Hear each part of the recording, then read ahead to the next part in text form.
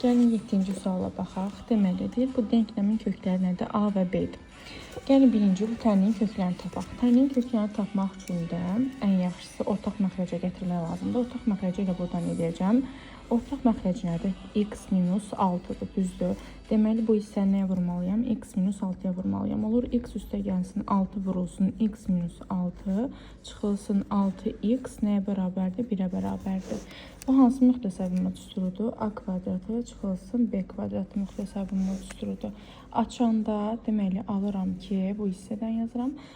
X-in kvadratı çıxılsın 36, üstə gəlinsin, daha doğrusu çıxılsın 6x, bölünsün x çıxılsın 6 nəyə bərabərdir? 1-ə bərabərdir. Bu hissədən də alıram ki, çarpaz vursaq, x kvadratı çıxılsın 36, çıxılsın 6x nəyə bərabər olur? X çıxılsın 6-ya bərabər olur. Buradan alıram x-in kvadratı, bu tərəfə keçirəndə alıram ki, çıxılsın 7x, çıxılsın 30 bərabər 0. İndi x kvadratı çıxılsın 7x, çıxılsın 30 bərabər 0 aldım. Köklərim nədir? x1 üstə gəlsin, x2 nəyə bərabər olmalıdır? 7-yə bərabər olmalıdır.